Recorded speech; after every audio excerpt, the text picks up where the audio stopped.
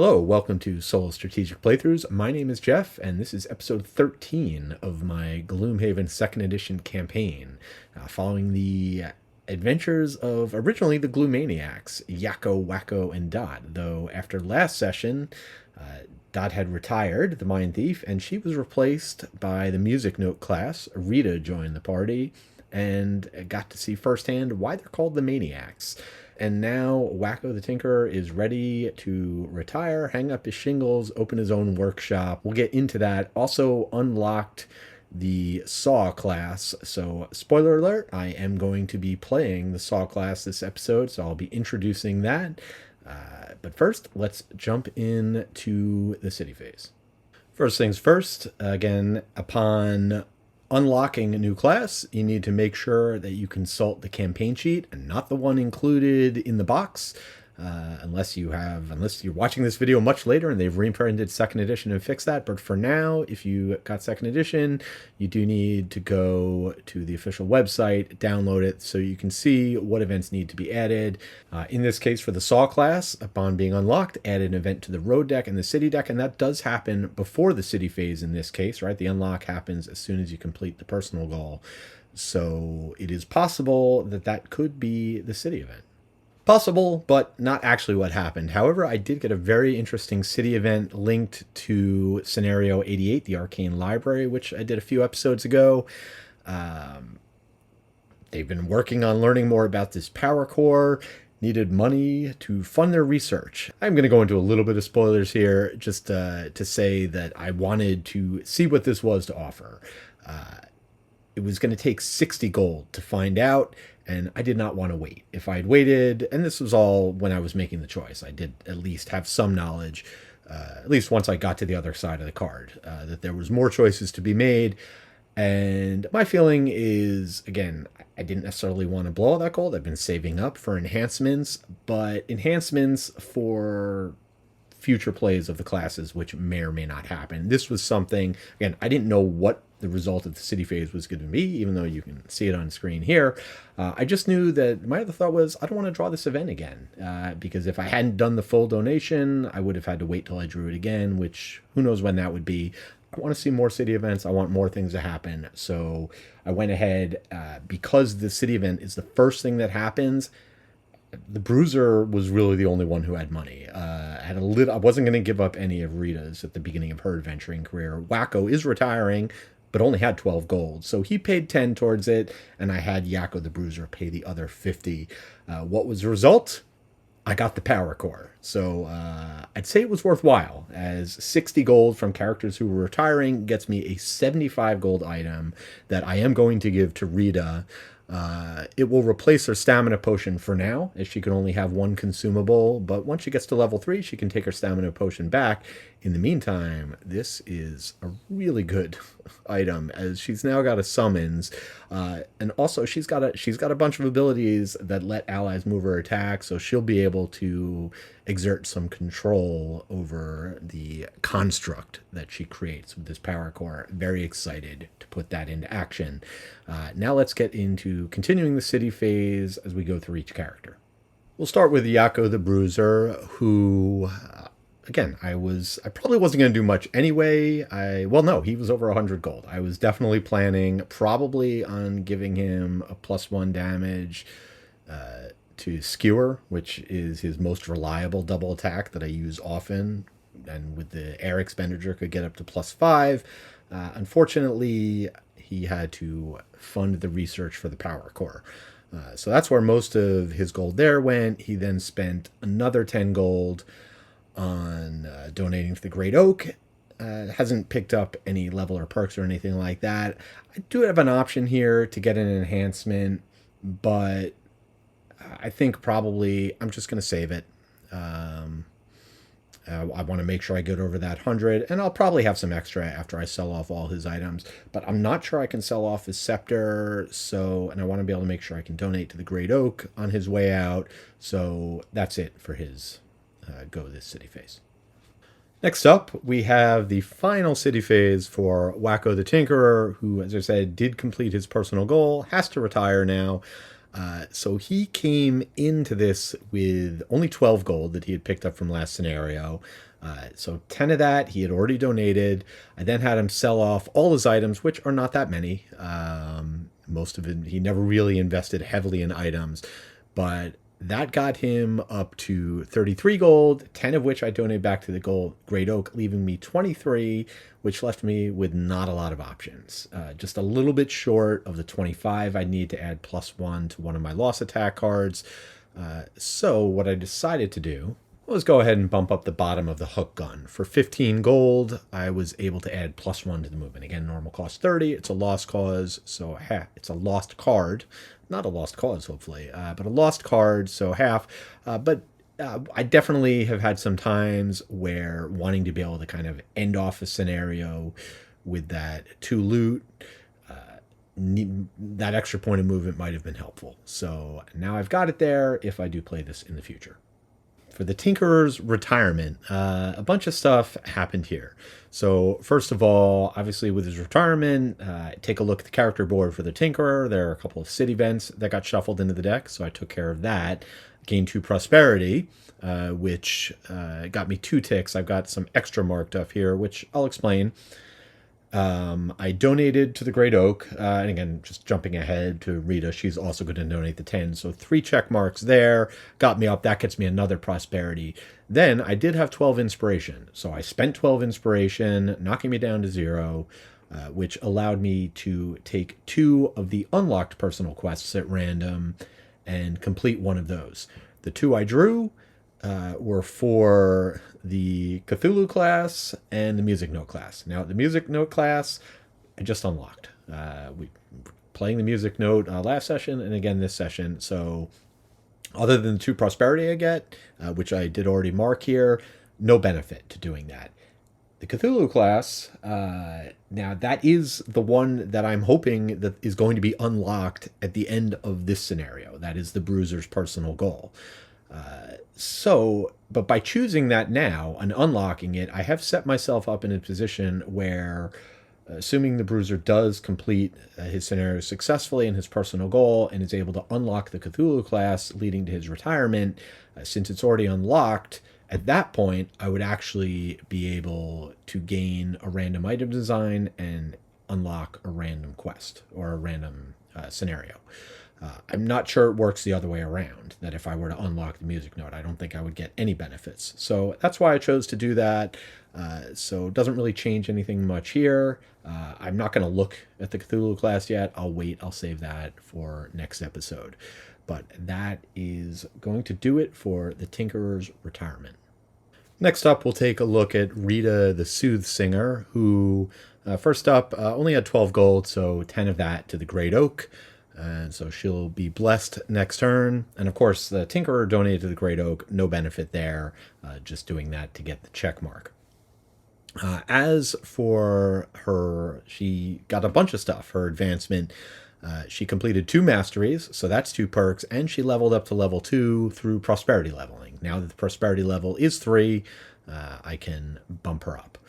So I am definitely going to do that. For the 3 perks, now I'm going to take the Storyteller, which is, as long as she completes her battle goal, she and her allies will get an extra 8 XP. It doesn't give me any benefits in scenario, but it's going to let me progress a little faster and experience more new abilities, so that should be fun. For her other 2 perks, I decided to spend them both on the same thing, which is to add a 0 attack modifier card, which when drawn is going to basically extend all of her songs in play. Normally at the end of every round, however many songs she's got in play, they advance 1 tick, which could bring them to an end. This way, if I happen to draw this card during combat, they'll stick around. Not to mention that putting an extra couple zeros it does make the deck better at this point, right? It's you want to minimize the chances of an automatic miss or -1s or -2, and this does do that. So she's a little bit stronger in combat and has a really nice ability. For her level up card, my choices were between Onward to Battle and Soothing Lullaby, and this one was a pretty easy choice. She is not going to be my main healer, don't need to worry about that. With the Saw class coming in, healing is that one's speciality. And not to mention, now that she's got a summons that she's going to be able to bring forth, just another ability to be able to grant an attack to an ally, that much more useful. Plus a move 5, not worried at all about the initiative. She has so much low initiative that she's already very fast. I can certainly afford to have a 91, and it's actually nice to have some slower initiative cards for rounds where you want to go at the end. And with that, it is time to formally introduce the newest member of the Gloomaniacs. Of course, this is the Saw class, last spoiler opportunity, and it is revealed. It is the human Sawbones. And keeping in with the theme of the source material, we have a healer who his name is going to be Heloise Nurse. However, that's a bit of a mouthful, so we're just going to call him Hilo for short. So here's Hilo. He is prosperity leveling up to level 2, which means he's going to get both a lineage perk as well as a level 2 perk. And although it doesn't help game-wise, from a strategy standpoint, it definitely helps gold-wise. I am making him devout. It takes 2 ticks to get, so I can just do them both now. I'm pretty sure I cannot use this scenario, and if I'm wrong, you can let me know. But just reading as written, it says after completing a scenario, which I assume he has to be a part of. So I'm going to err on that side and say that, okay, he has not adventured yet, despite his being devout. I am not going to allow him to then donate for free. But my thought here is, again, this is something I always do at this stage in the game, so this is effectively giving me an extra 10 gold. And there's a nice flexibility with it because I can decide where I want that to go. And actually, before I get into his level 2 card, let me tell you about his personal goal, which is really interesting. It is political intrigue, and I have to believe that there's nothing quite like this in the original, because this one is heavily tied into faction and faction items. You're trying to build up, who knew, this humble Sawbones, who we saw being forced to do menial labor at the end of last scenario, as he was instructed to do cleanup, and is now has his eyes, Hilo does, on something bigger, not just adventuring, but earning the respect and support of the city, as he will eventually be a politician. He's trying to accumulate votes. And so you can see the way he does that is by gaining faction reputation, but also by bringing faction items into scenarios. So with the 45 gold that he's got to spend, we'll go ahead and give him a pair of faction-related items. And you can imagine he'll be continuing to get faction-related items, get as many as he can, stockpile those votes as he earns gold. Yeah, this seemed like a good combo. He is the healer, but he does melee attacks, so being able to just give him a little bit of range seems like it'll come in handy. And since he's going to be rushing up in the front line to deliver med packs and whatnot, and we'll get into his mechanics as we actually get into the scenario and take a look at some of his cards, but really his play involves being up close and personal to the front lines of battle, helping out his allies. It's less about healing from a distance and more in being right up next to him. So having some armor, also helpful. For his level up, my choices are between Precaution and Hamstring.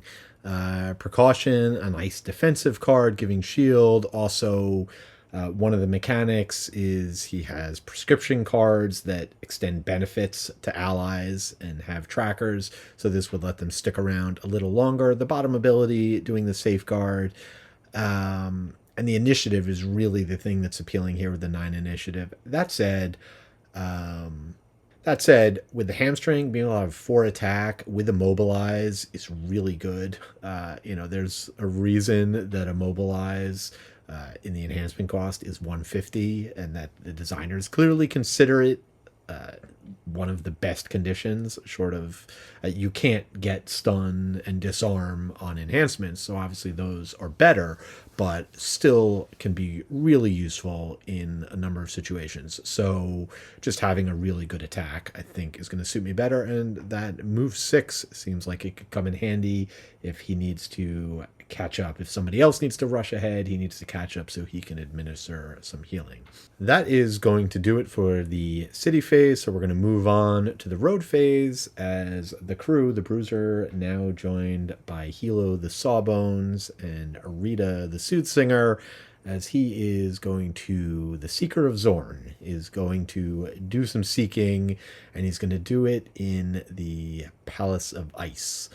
So as the crew is heading north, a little bit northwest, to check out this ice palace, they do encounter a bard along the way trying to finish a song. This one of the events undoubtedly added by unlocking a music note class. Had to figure out which lyrics to offer him, and the end result of my advice to him is that all of my characters got blessed. So everyone will be starting with an extra bless in the deck, which means the Tinkerer and the Soothsinger are both going to have 3 blesses in their decks. And, well, not to be completely left out, the Sawbones will have 1 bless. And here we have arrived outside the Ice Palace, and there is something not quite right with the wildlife. You can see there's 3 cave bears here, an elite and 2 regular, not to mention a living spirit. But those cave bears, as I said, there's not something quite right. They all deal poison as part of their attacks, and they are immune to the poison condition. This is slightly different, as you'll notice if you have 2nd edition. This map board is actually from Frosthaven, but it's the same size, and if I'm going into the Palace of Ice, then I want it to look like a Palace of Ice. I've also got some of my 3D printed terrain that I'm using in my Frosthaven campaign. So, you can see we also know there's going to be some Frost Demons in there, and actually, I forgot to mention. Okay, so we'll start with scenario level. I'm a level 5, 2, and 2, so that's a total of 9, average of 3. So normally that would be difficulty level 2, right? 3 is divide in half, 1 half, bump up to 2. But because I am playing solo, I'm going to bump it up. So trial by fire for the Sawbones and the Soothsinger, as this is going to be a level 3 difficulty scenario. Yes, the other new rule is imbuements. This is new to 2nd edition. I had no idea what these were. I was wondering, what are all of these cards here with these little monster symbols that definitely seem like more powerful abilities? So this happens when you get to Prosperity level 3, where and there's a track right on the campaign sheet where you can keep track of them. You can make the difficulty harder by shuffling an imbuement. Or actually, I think in this case it's going to be 5 random imbuements are going to get shuffled into the deck. And I think I'm probably going to have to take out some cards. I'm going to have to double check the rules on that. But there are benefits to the more you do it. Every 5 scenarios you do with an imbuement will give you an extra prosperity tick, and every 10 is going to let you read something in the book, and perhaps there'll be benefits from that as well. Glad I checked the rules because it's not 5 random. First of all, you take out 3 -1s. There are 2 types of monster imbuements. There's the really nasty ones, which have little horns on them, and then there's these 5. So 3+1s, a poison, and a muddle. These are the 5 that get shuffled in. So these 5 cards will be shuffled into the deck. These 3 will come out, and of course you know I'm going to play with the imbuements because I like a challenge, and I like rewards. Now, what is the goal of this scenario? I have no idea. It actually does not tell you the scenario goal. It's unknown. So I guess I will find out once I open this door and reveal the next room, the inside of the Palace of Ice. But before that happens, I'm going to have to deal with these bears and this living spirit. So not to mention, choose my battle goals. So I'm going to look through all that and get ready. So we'll start off, as usual, with Yakko the Brusier, who is the pincushion. And I mean, that's par for the course, right? So I had an opportunity to take this last game, then I'll take it this time, see if he gets hit by 3 enemies. Doesn't really matter if he gets his battle goal, I'm not going to go out of my way, but given that how much more health he has than the level 2 characters he's with, a good chance that he does get hit quite a bit. For cards leaving out, again, just a lot of the usual suspects, not trying anything crazy here. I just want my best abilities. I would have liked to bring the loot card, but I felt that I really needed another lower initiative. I don't need the healing, and want to make sure I have a good variety of push and pull to help deal with these traps, which aren't as effective. They don't work at all against the living spirit, and the bears are either immune. Some of them give poison, the bears are immune to that. Some of them give disarm, the bears are immune to that. But we can still potentially damage and immobilize them. Tougher call figuring out what not to bring for the Sawbones, having never played the character, although there were definitely a bunch of cards that I needed to bring. As I am going to be attempting both of his masteries once again, and I'll go over those in a sec. I did need to bring all of his prescription cards. He's got 3 of those. He's also got 2 cards that let him give med packs. So I've included all those. He is going to be the Slowpoke. So that helped, knowing I didn't need to bring any cards specifically for movement, since he can only move 2 spaces a turn. That is a turn, not a round, though. So I am going to be able to give him some more maneuverability. There's a lot of abilities that Rita the Soothsinger has. So I'm not too worried about him being able to keep up with the rest of the group. Just going to be a little brain bending to do all the planning. And taking a look at his masteries. So one of them is just every turn he has to either give somebody a med pack. So he's got 2 cards that allow him to give a med pack. And what med packs are, here, let me show you if you've never seen. So the med packs are a group of a side deck of 6 cards that the Sawbones can give to another player, and it goes into their hand. As you can see, they all have just a regular healing at the top and a modified healing, various special abilities at the bottom. They all go on 50. And again, the way it works is, so you would take this card, you'd put it in the other person's hand. Now they have that card that they can use and they can play. And it counts as part of their hand. So one of the interesting things I'm looking forward to with playing the Sawbones is this is in some ways kind of like a stamina potion, but that he can do multiple times, as I'm extending the longevity of the other characters by just giving them more cards they can play before they have to rest. So now for his other mastery, never attack an undamaged enemy while there are damaged enemies still alive. So he can be the first one to deal damage, right? So that's an important distinction. It's not like I have to wait for somebody else to deal the damage. But then he has to be very choosy in his targets. And he has to attack at least 10 times. I don't think him attacking at least 10 times is going to be difficult at all.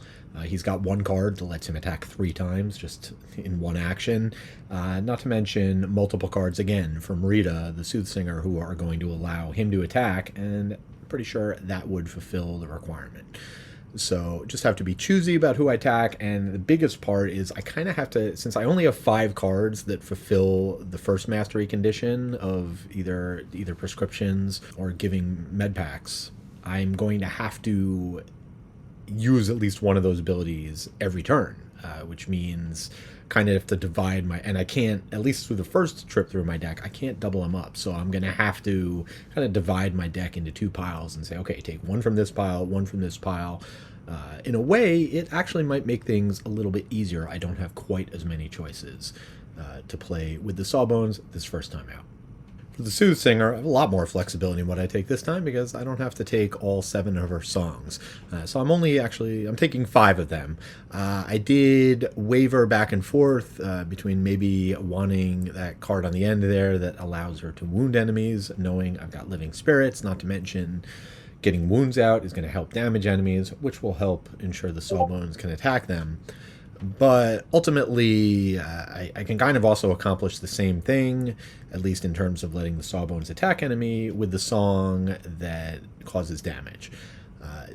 Not bringing the song that disarms. I mean, that will work on the Frost Elementals in the next room. Will not work on the bears here. So Those are the choices I made there. She is the pauper, so no direct looting, so I did make sure to bring her loot card so she can at least get some coins. All right, time to get into it. For round one, my plan is hopefully to let the enemies go first. I'm pretty far away. I think I'm out of range of the bears. The fastest maybe the elite could move 5, but can't quite get there. They do have to kind of come down this way. So I think I should be safe. I might take a ranged attack. Not much I can do about that, but the Bruiser will take the attack, unless it's a multi-target attack. And then what are you going to do? In terms of what I'm planning on doing this round, going to have the Soothsinger be able to get her song up. I'm actually going to have her go towards the end of the round, not early. Also grant an attack.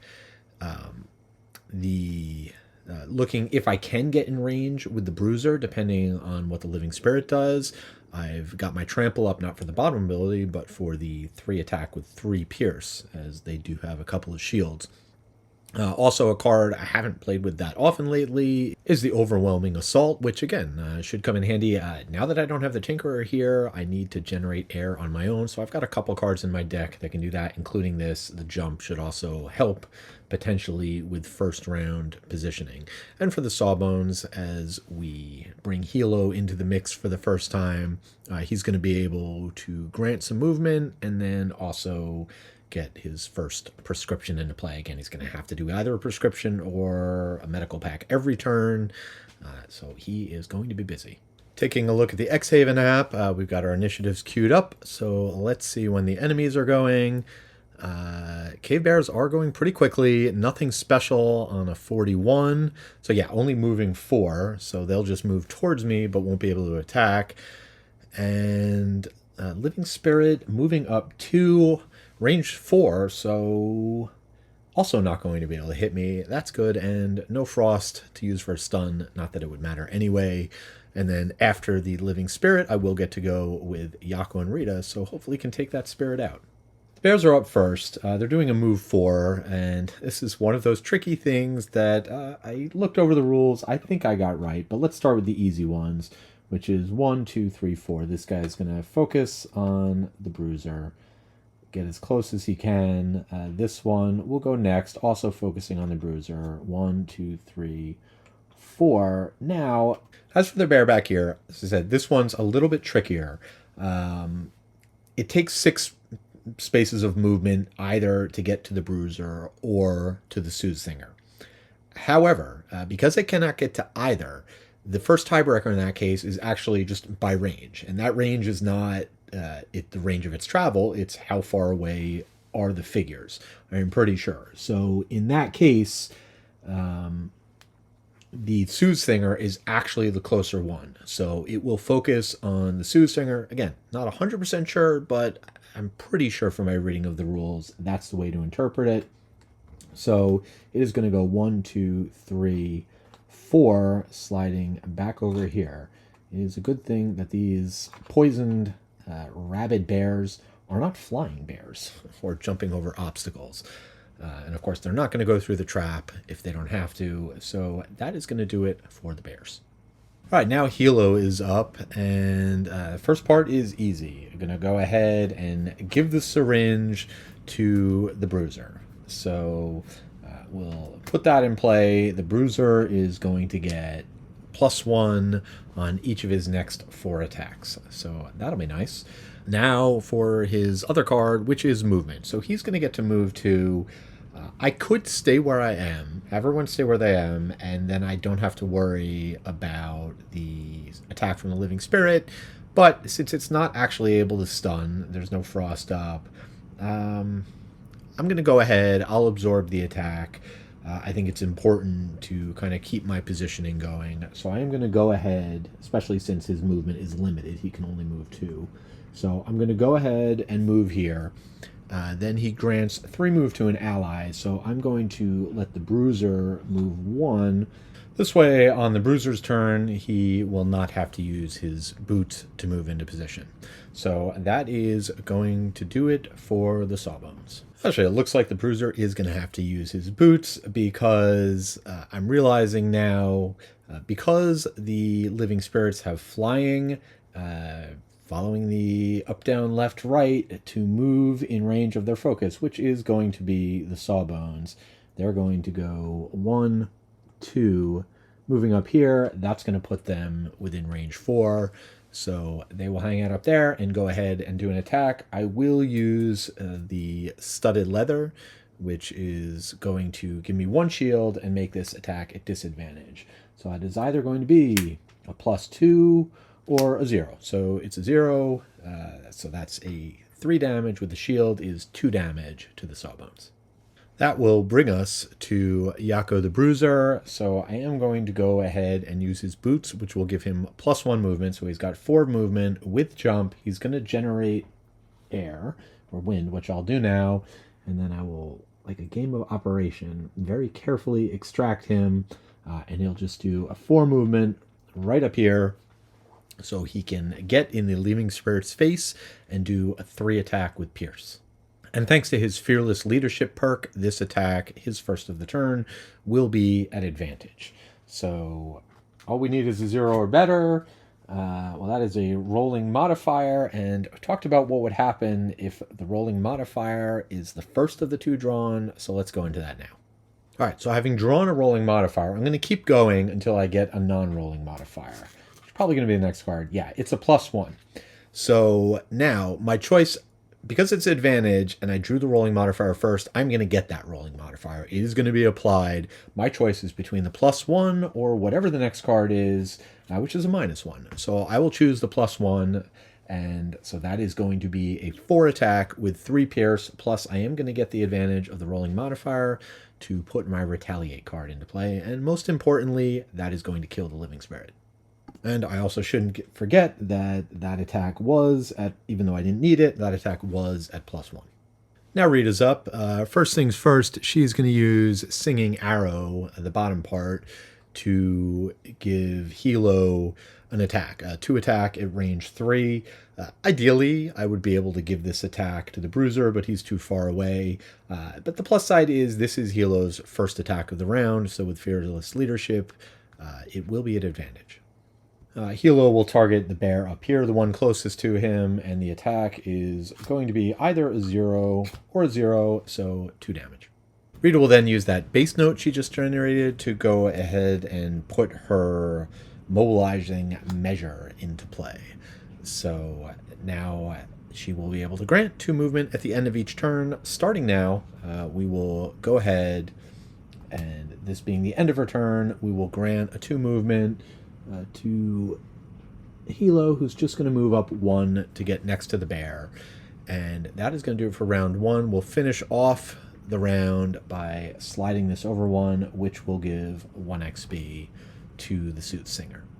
Actually, the one other thing I'm going to do on Rita's turn is I think I am going to go ahead and use the Power Core to get some extra firepower. Hopefully I can prevent these bears from attacking before they have a chance to kill my Steel Construct, which I've got, well, it's the first silver construct looking at miniature I could grab. So as the Silver Construct comes in on its surfboard, and next turn we'll be able to attack the bears. As we go into round 2, I do not want to get hit by these bears, so I am going to see if I can't stun them all. I'm going on a 5, so I should be able to get all 3, not to mention throw out an attack, generate some notes. That's the Soothsinger. Then the Bruiser should be able to come in, do a nice powered up skewer attack. Not as powerful as it could have been, but again, the flip side of that is if he hadn't spent all that gold, I wouldn't have the construct here to help. And then last of my characters to go will be Hilo, who is going to continue working towards his mastery of giving things out and has a nice attack lined up. All right, so here in Xhaven, we can see we got everything lined up. So let's go ahead. Cave Bears are going on 14, and that is not fast enough. The Construct will kick things off on Rita's turn by doing a 3 attack against the closest enemy. And that is going to be a -2 for just 1 damage. That being the case, Rita's going to try and soften that one up and do another attack using the bottom card of her Echoing Aria. This is just going to be a 1 attack, and that is going to be 1 damage. Rita is then going to provoke terror, stunning all 3 bears, generating a trouble note, and she can do a push, so I think in this case I'm going to have her do a push 2 against this bear, because this is... the poison's not going to do anything, but it is a damage trap. So the bear will take either 4 or 5 damage. Let me double check. Finally, Rita will generate 2 XP for that, and then at the end of her turn, she gets to give a move 2 to Hilo, who will go ahead and take advantage of that to move next to the bear, which he is hoping to knock down, but we'll have to see. The bears are actually up now. They're all stunned, so that's going to be it for their turn. Now Yakko the Bruisier's up. This is going to be an even bigger turn than I was anticipating. I forgot about the syringe. So he's actually going to go ahead and move up to line himself up with these 2 bears. So this will be normally a 3 attack. We'll consume the wind to make it a 4 attack. The push through is going to make it 5. And we're going to go 2 ticks down on here for 2 attacks. So against each of these bears, it's going to be a base 6 attack. Against the elite, straight up, that is going to be 0, so 6 damage. Against the non-elite behind it is going to be a ×2 for 12 damage. The Bruiser will gain an XP for that, and that will do it for his turn. Finishing out the round for me will be Hilo the Sawbones, who is going to go ahead and use Hamstring on the non-elite, who's down to 6, and see if he can't get lucky and take him out. And that attack is going to be... not lucky, just 4 damage. Would have been nice if Hilo could have killed the bear and moved in and looted, but alas, so he'll just stay where he is and use his ability, the Hand of the Surgeon, to give a med pack to the Bruiser, and that card is going to be this one, which is going to allow him heal just 1, but it does let the Bruiser strengthen himself and poison himself in the process. But the Bruiser is no stranger to poisoning himself. That'll do it for round 2, and I feel like this new crew is off to a pretty good start. It doesn't hurt when you've got the Bruiser coming in and just completely wrecking enemies. Round 3, and a little something I've added since the last session I recorded, is a tracker. So you can see hit points, XP. I'll also put conditions up there. And there are going to be some coming, as I plan on having the Bruiser go fast on 10 and use his med pack to go ahead and give himself advantage, which will also poison himself. Then right after that, I've got the Soothsinger going. She's going to be able to grant an attack, also move a little bit farther up, and that's going to put the Sawbones in a position to be next to her to potentially give her a med pack next turn. This turn, he'll be focusing on hopefully taking out that bear.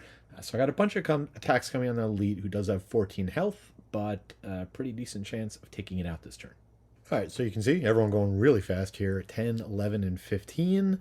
And for the cave bears, not hibernating, calculated strike, which will be a lot of damage if they get to go. So definitely hope I can take them out.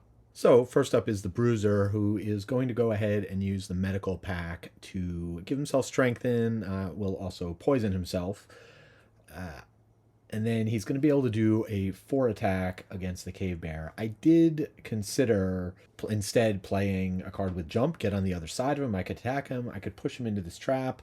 Then I wouldn't have to deal with it, because I am going to have to deal with one of the traps to get through there next to the other room. But that trap's not a big deal. It's just immobilize and disarm. So I could have any of my characters walk into there and just take a round off before they move, or I may be even able to set them up to prevent getting a condition with Safeguard.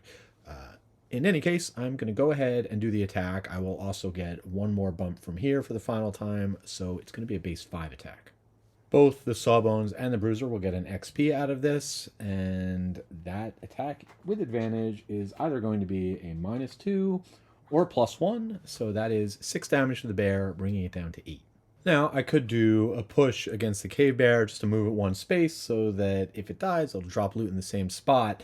The only thing about that is I do want the Bruiser to continue to be adjacent, because now that I have the Soothsinger coming up and she's going to be able to grant to an attack, better to grant. She could grant that attack to the construct, but better to grant it to the Bruiser, who will still have advantage as he played it during his turn. That advantage will last until the end of his next turn. Speaking of which, Soothsinger is up, so first we're going to go ahead and move the Automaton one space closer to the Elite Cave Bear, and now it will attack with an attack 3. And that is going to be -1, so 2 damage.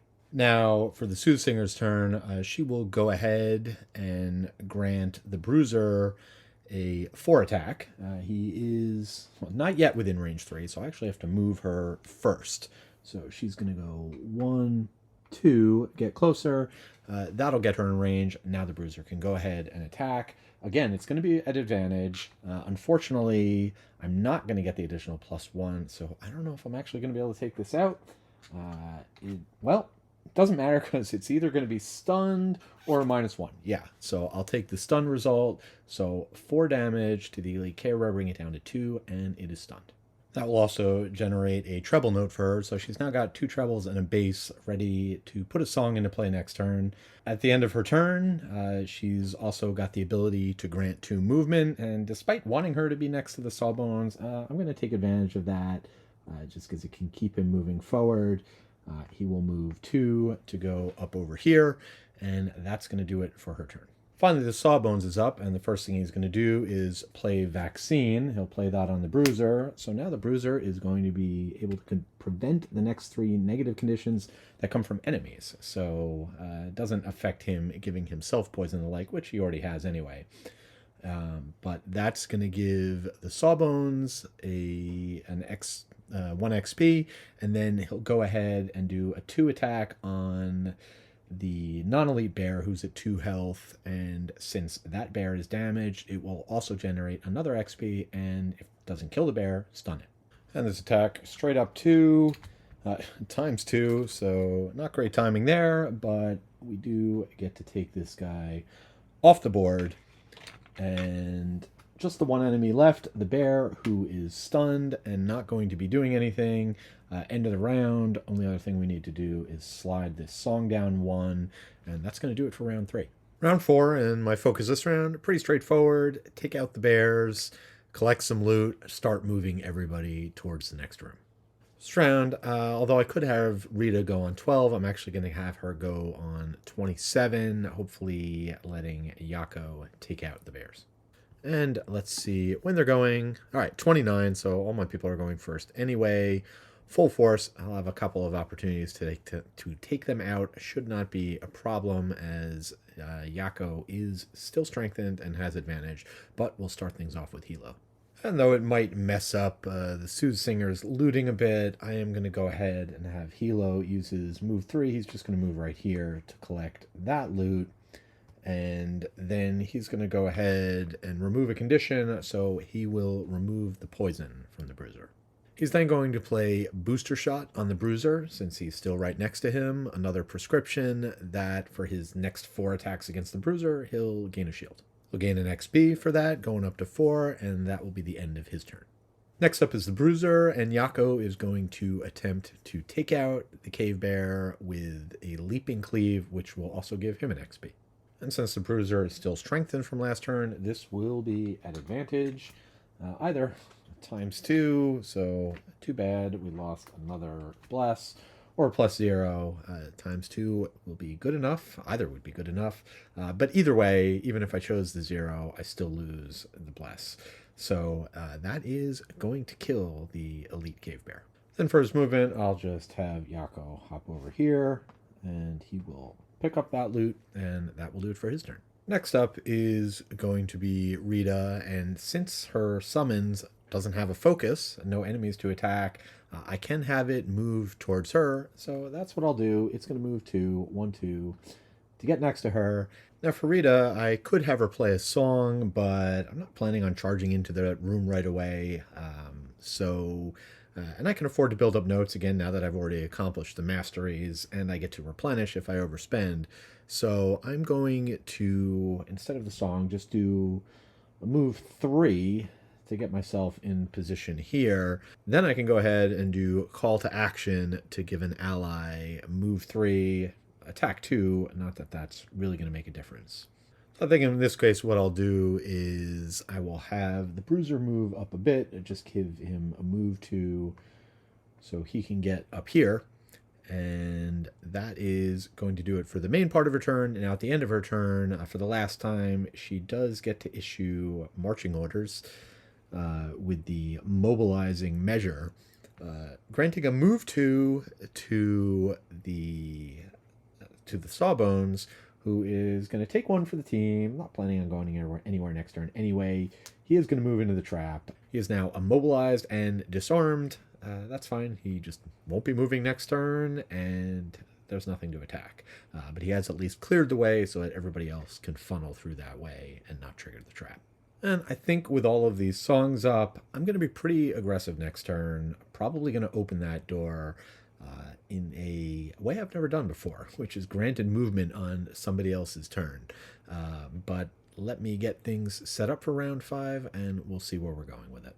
Yeah, here in round 5, things are going to be really interesting, as I'm going to have the Soothsinger go first, and she can get her song into play. I forgot she actually did generate a bass note last turn, so she's now got 2 of each. So she'll be able to generate a song because of her perk. She'll get to keep one of the resources she didn't spend, and you can even swap it out if I want to. So she'll be able to play the song, and then I had to double check this because you cannot use forced movement to open a door, but this is granted movement, so this is okay. So what I can do is I can grant the Bruiser move 4, which will allow the Bruiser to open the door with 3 points of movement, then see what's going on before I decide what to do with the 4th. Then I've got the Bruiser going next. Granted, some of the enemies may go in between, but this is kind of a situation I've dreamed about, is being able to have the Bruiser charge into a room with a lot of options, right? I could go one way with the move 5, generate wind, and then do a pull attack if there's a well-placed trap, or I can go the other way around, potentially get in 3 attacks. So pretty eager to see what happens there. Meanwhile, the Sawbones is not going anywhere, but he is at least going to be able to give Rita another card. Rita will start things off by putting the Dissonant Rhythm into play. That's going to cost me a treble and 2 bass notes, or a high and 2 low, however you want to put it. As you saw from my last video, I am a musician, and a piano player at that. So treble clef, bass clef, things I am very used to. So putting that into play, now I did have a 4th resource, another bass note, but that gets wiped out as per the rules. Now, another treble note, but now I have the opportunity to gain 1 back from my perk, and it'll be the same one I just lost, as I will gain back a treble, a high note. So I've got that for next turn. And the beautiful thing is this doesn't trigger until the end of my turn. So I still get to finish things out, and because I'm sending the Bruiser to open the door, there will be enemies in play at the end of my turn. And actually, one thing I forgot to do is before her turn, I can have the Construct move up 1 to get closer to her. Then she would go ahead, put that into play, and now she'll use the Marching Beat to generate a bass note. So I've got 1 of each, and then we'll just put those over here. And then she's going to go ahead and give that 4 movement to the Bruiser, who will go 1, 2, 3, and we will see what's on the other side. Oh boy, there is a lot going on here. Shouldn't be too surprised, though. Here inside the Ice Palace, and definitely glad, given the description and the theming, that I had these Frosthaven pieces. Just adds that little something extra.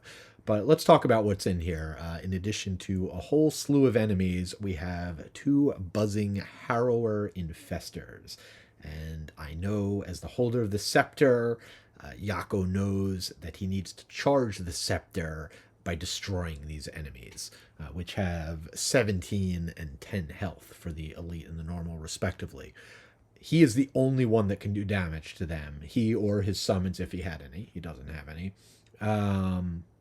They can take damage from going to traps, but only if he's the one that causes them to go into traps. Once he has managed to kill both of those, he just needs to end his turn standing next to the altar, and that is the end of the scenario. There is a chest down here that'll be worth looting. Again, for the traps, the poison traps, they do 5 damage and cause poison. The other traps, the bear traps, are the same as outside: immobilize and disarm. There are a couple of other things that are going on here, which is, says set the round counter to 1, but we're at 5. 4 rounds later is the case. So in my case, on round 9, more enemies will appear.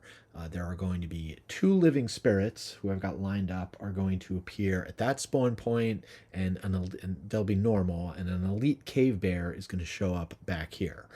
That's going to happen. That's just a one-time summon. That's going to happen on round 9. We're currently in the middle of round 5, so we'll keep an eye on that. Of course, the big question is, what are the enemies going to be doing, and when are they going? Rita going to finish out her turn, so I'll get to whatever's closest. I'll get to attack and push back with her song, and the Bruiser not going till 29. Let's see how that's going to impact him. All right, drawing for the enemies. All right, he is going to get to go before everybody. I don't know if that's a good thing or not, but Living Spirits are going to be doing a booming scream, moving 3, attacking 3.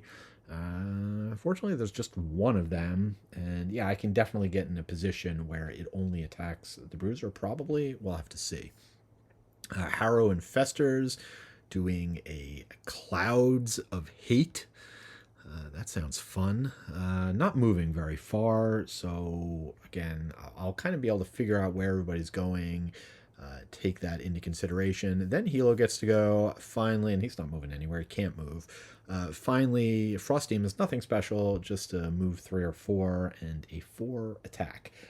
What was that about Pincushion? I think we might be getting hit by 3 or more enemies this turn. Okay. I think I must have taken at least a half hour analyzing all the possible movements of this. I'm actually in a position where I could avoid getting hit by almost every enemy if that were my goal. I cannot avoid getting hit by the Living Spirit. The Living Spirit is going to be flying movement 3, so it doesn't care about traps, and it wants to hit 3 targets. So most of the scenarios I looked around involved it also being able to get within range of 2 of my allies, which I'd prefer not to be the case. Now, I thought about, well, maybe if it has disadvantage, but I double-checked the rules. If it can attack 3 people and it means it has to attack its focus at disadvantage, it will. So the only way I can protect the other 2, full-on hero, is to drag the Living Spirit over to this side of the room. And that is what I'm going to do once it gets to the Bruiser's turn. Just to finish off his turn, he has 1 more point of movement, so I'm going to go ahead and go here. Yet not the least of which, this was complicated by the fact that with the 2 cards I chose for the Bruiser, I wasn't even sure which I wanted to play. I've made that decision now. We'll get into it on his turn. But that last point of movement is going to be the end of Rita's normal turn. Now the Soothsinger will finish off. She will be able to do a 2 attack against the closest enemy, which conveniently is going to be this Frost Demon, which will also have a push. So I'm going to be able to push it into the trap. So for Rita, here is just a straight up 2 attack against the Frost Demon. Okay. My songs are not going to advance this round. Yeah, that's really nice. That means that this song is, again, as we talk about, like with the songs, you don't advance until the end of the round because I drew this attack that I got from my perk. Not going to advance. I'm going to get at least 1 extra round out of it, and 2 damage to the Frost Demon, and then I will push it into just 1 space into the trap that is going to immobilize and disarm it. Just one other thing for Rita. I do want her to be able to play the Power Ballad next turn. I could use a Stamina Potion, but I'm still going to be 1 note short. I need another card to generate a note on the bottom. So I'm going to go ahead and take a short rest. And the card she's going to randomly lose is Singing Arrows. I'll let that go. It's not the Power Ballad, which I don't want to lose, and it's not the card I need to produce a high note on the bottom. That's going to put 8 cards back in my hand. I could have let this go, obviously, but no, I definitely want to leave that in play, couple it up with the power ballad next turn, and going to be able to go on a very fast initiative. So it should be a productive turn for her next, but that's it for her now, and now the Bruiser's up. So the big question for the Bruiser here, right, was do I do the move 4 and attack if I go in a straight line, and then attack, move, attack, which certainly potentially the way of dealing more damage. But the problem is this guy's got 3 shields. I don't really have a reliable way to punch through his defenses yet. And all the other guys have retaliate. So I think I'm better off looking at this situation of just using that move 5, and also added the fact that I do want to head over this way. So I'm going to use the move 5 and generate wind, but before I do that, first I will use the hook chain to go ahead and attack the elemental. I'll be able to pull it into the trap. And of course by elemental, I mean demon. I make that mistake all the time. Close enough. All right, Frost Demon, it's going to be a 3 attack. Straight up is going to be a +1, so 4 damage. It's then going to get pulled into the trap, which will do another 5 damage, knocking it from 12 down to 3. Also, you might be wondering what those damage counters were doing on the board that have now just vanished. I was just using those to track the possible movements of the Frost Demons and the Harrowers. So when I was just trying to figure everything out, I didn't want to actually move any of the pieces. So that dealt with, they're gone. All right, now for the move 5, I do want the enemies to all move towards me, so I have to make sure that the Frost Demon in here has a closer path to the Bruiser. So he's got a 1, 2, 3, 4, 5, 6 path to get next to him, so I just have to make sure he would have a 5 path. If they were even, again, the tiebreaker would be range, which would be closer there. So I'm just going to hop over to here, and that should do the trick, as now the Frost Demon is 5 moves away. This is still going to put me in a position where I'm just going to take 2 attacks, which I can certainly handle. I'll generate wind for that, and that will be the end of the Bruiser's turn. There is one last order of business, as the Bruiser down to 1 card. Again, I could use a stamina potion, but in this situation, I want fast initiative and I want my trample, so I took a short rest and ended up losing Leaping Cleave. Not thrilled about losing the double attack, but there are definitely better cards that I want to hold on to. The only other question with the short rest is, do I want to get my boots back for the trample? And I think the way I've worked things out, I'm okay without it.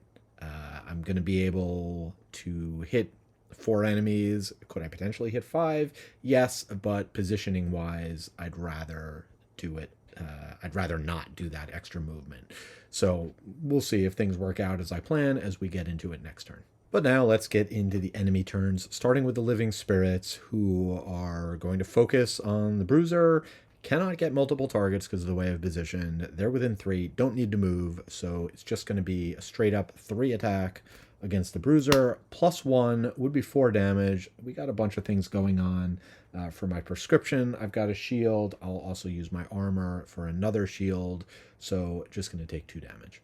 Next up, you can see the Harrower Infestors are either moving 2 or 3. The 3 for the elites. They're both attacking 2. They are both going to wound. Only one of them is going to get within range, and fortunately, the wound is going to be prevented.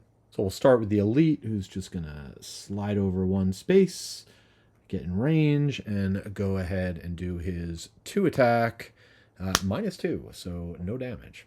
Now, from 0 damage, again, you can correct me on this if I'm wrong, and please do let me know if I am, but I think that 0 damage is not considered a source of damage, so it does not trigger the mandatory abilities from the prescription and from his armor.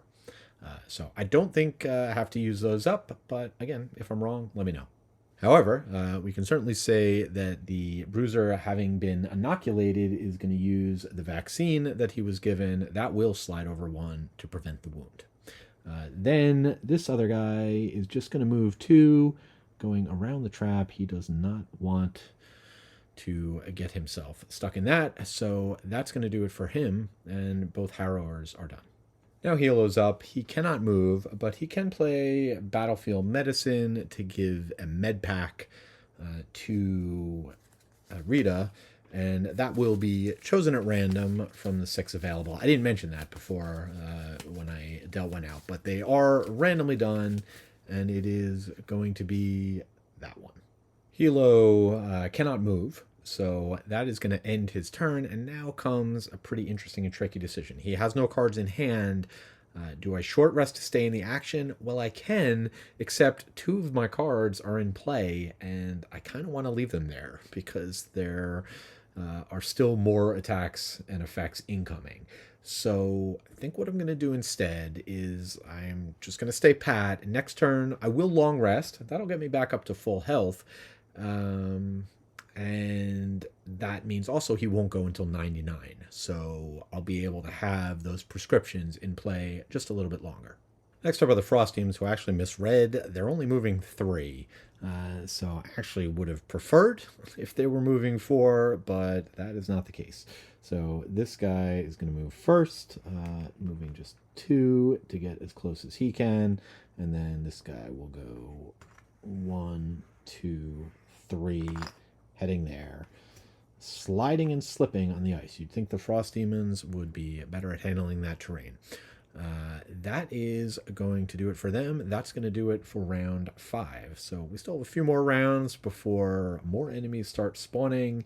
I'm pretty eager to see how this round turns out, as I have some very nice stuff lined up. The Soothsinger going to be going on 5, so she can get her song into play. Also the Echoing Aria, which will let her loot and potentially even kill that elemental who's poisoned. And then I've got the Bruuser going on 10. Combo I've come to enjoy here, which is plowing through a bunch of enemies, ending up back where I started in this case, or no, similar. Not quite where I started, but still in a position where I'll be able to attack one of these guys and push them into the poison trap. But let's find out what the monsters have in store for us this turn. Of course, Hilo going on 99 with the long rest, and we'll go ahead and draw, and the Harrow Infestors are going fast. All right, checking out the rest of the enemies. We got the Frost Demons doing Frozen Shards. So they're going to be doing a ranged attack on 58. And Living Spirit, an Icy Glare. Good thing there's no frost out there. 4 attack at ranged 4. Okay, let's get to it. First things first, the Steel Construct will move towards the monsters. Path will blocked a little, can only move 1. So that's it for him. It's going to take him a while to get into the action. But Rita will go next. She'll be able to do a 1 attack at ranged 4. So she is just within range of being able to hit this guy. And with the poison, it'll be +1, so a base 2. That attack is going to be a miss. As the other part of that, she will be able to loot 1, so at least be able to grab some loot. And she will generate another treble note, which then gives her the note she needs in order to play the power ballad. Then thanks to the discordant rhythm, she will be able to attack the elemental. It'll be a 2 attack +1 from the poison. Unfortunately, I'm pretty sure the power ballad says your first attack. She already took her first attack of the round, so I don't think it gets the benefit. So just a base 3 +1 for good enough. The elemental is dead. The demon is dead. Next up are the Harrower Infestors going on 7, who are going to be doing move 2 or 3, and then an attack 2 with poison. The good news, at least, is that I do have 2 more uses of the vaccine, which will prevent poison from both of them. So, I mean, technically this guy will move after the elite, but I'm just going to get him in position. And now, first, the elite's attack is going to be +1, so it's a 3. I will get a shield from that. I'll use my armor a second time and just take 1 damage, and then the vaccine will absorb the poison. Next attack from the non-elite, also a 2, and another +1. Oh, look at that. Getting hit with those little monster faces. Would be 3 damage. That will also get a shield from that, and so I'll take 2 damage from that one. And that will also be the last use of the vaccine, which will send it to the discard pile. It, of course, goes to the Sawbones discard pile, not the Bruisers. Bruuser down to 13. Even with protections, they are starting to wear him down, but he is going to get to retaliate. Speaking of which, you might notice I have not used his mace yet, mainly because I want to wait until I get an enemy poisoned, make it just that much more effective. That said, I am going to go ahead and do my big attack, though not so big, as I can only get 4 enemies or 3 enemies, and then I have to decide if that's worth it, if I want to then push the elemental into the trap, potentially killing that off instead of one of the others. So I'm going to take a moment to kind of consider my options. Don't have my boots, which maybe would have been nice for the extra movement, but miscalculated, can still do some decent damage here. Okay, well, the first thing I'm certainly going to do is use the Scepter of Xorn here to poison the Harrowers and the very annoying 3-shielded guy here. I wasn't 100% positive, but I checked the rules and the scenario. I do have to charge the Scepter of Xorn, but it being lost, it just flips over. As far as I can tell, I still have it on me. So I think I can use it, this scenario. Honestly, I think this scenario would be that much harder without it. I feel like since you have to do all the damage, maybe that's expected. I don't know. Either way, my reading is I can go ahead and use it, so I'm going to. As for the attacks, I realize all of these guys have retaliate, so it'd be nice if I could avoid all of that retaliate damage now that I'm getting down. So I'm just going to go 1, 2, 3, 4, 5 for my movement. So that'll take me there. And I guess the only question, I'm going to get a +1 to my first attack. So do I want it against the elite, or do I want it against the other one as I try to get this guy balanced? On top of that, we're just going to use lots of items. This is the time to do it. These are the enemies I need to kill. So the power potion, and then I will heal myself of the poison that I got from the scepter. So, all right, we got 3 attacks incoming. It is going to be, it's a base 3 +1 from the potion, so 4. These 2 guys are poisoned, so both 5. And then against the elite, getting the +1 from the power ballad, so that'll be a 6 attack against him. Okay, here we go. First attack against the elite is going to be a 6, and it is going to be a muddle and ×2. So 12 damage to the elite. I should also mention I will be getting 3 XP out of this. Next attack is going to be against the non-elite. This one going to be a 5 attack, and that is going to be, oh my god. I swear, I do not fix the deck. If you watch enough of my videos, you've seen me get runs of bad luck. Here you're seeing me get runs of good luck. I mean, to be fair, I did have 3 blesses in my deck to start.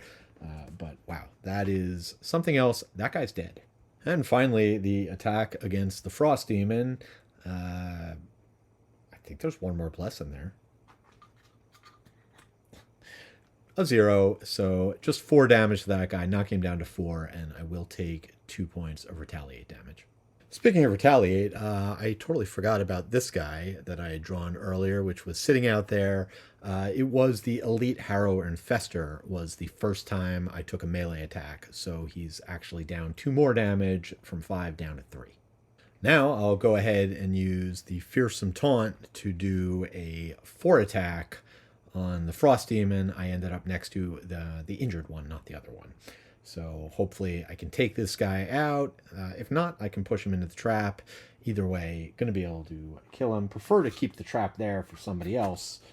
Yeah, so that's 5 damage. Good enough. He's dead. So I am down to an odd number of cards in hand. I don't know when the Sawbones is going to be able to get there to give me a med pack. So I am going to go ahead and use my stamina potion to get back the Fearsome Taunt. That'll do it for the Bruiser. The Soul Surviving Frost Demon is up. He's going to move 1 away so that he can do his ranged attack against the Bruiser. This will be a 4 attack. At least there's no Frost to give him +2. It is going to be... Actually, I don't know what it's going to be because first I have to shuffle 3 curses into the deck. Okay, I did shuffle 3 curses into the deck from the Scepter of Xorn, so now I'll go ahead and do a 4 attack, which is +0, just going to be 4 damage. One last use of the shield here is going to reduce that to 3, but the Bruiser is down to 8, and hey, he has been attacked by 3 enemies. He achieved his battle goal. Last up among the enemies is the Living Spirit, who is going to throw a 4 attack the Bruiser's way, and letting him further be a pincushion. That is going to be 5 damage, which would knock me down to 3. I think at this point I'm going to lose a card to prevent that. Thought about roughing it and maybe taking a chance. I'm going to be able to do quite a bit of damage next round, but I am going to go ahead. I'll lose Overwhelming Assault. I think I'd have things fairly decent in hand. I mean, there are going to be potentially more enemies going, or not. I mean, I'm going to be able to kill the other Harrower next turn, so I will be able to bring things to an end if I want to. We'll have to see how things go. I'm actually a pretty long ways away from getting the mastery for Hilo. One of them is certainly easy to get, which is, this would definitely ensure of me giving a prescription or a med pack every round, but getting the 10 attacks, I think you still got to get 7 more in. So some stuff to think about. For Hilo, even though it's easy XP, I'll let Prep for Surgery go. I want to keep all my prescriptions and med pack options open, as well as my card that lets me do 3 attacks. So, and I'd forgotten about that. So definitely still have a possibility to get those 10 attacks in. But that is going to do it for the round, and we can get ready for round 7. Actually, one last thing not to forget, at the end of the round, both of these will this time tick down 1, giving Rita 2 XP. All right, here in round 7, still got a couple rounds before more enemies spawn. See if we can't get Rita and Hilo a little bit closer into the action, having them move up. Should be able to take out the Harrower Infestor easily enough just by pulling him into a trap. And then got a range attack queued up. Again, I could potentially switch things around based on how the enemies are going, but let's see when that is. All right, going on 8, 18, and 27.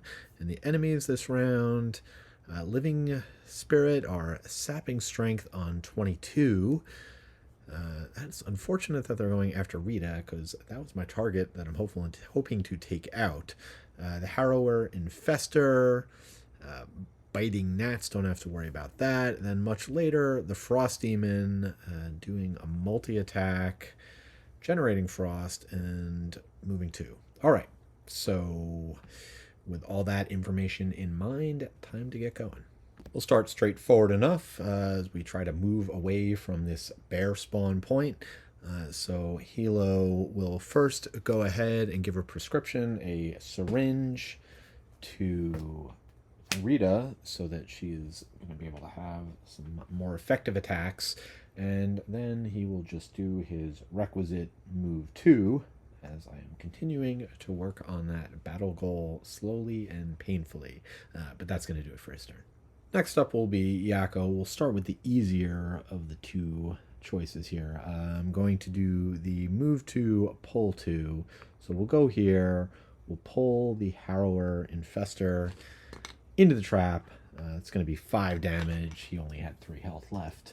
So that's going to take him down.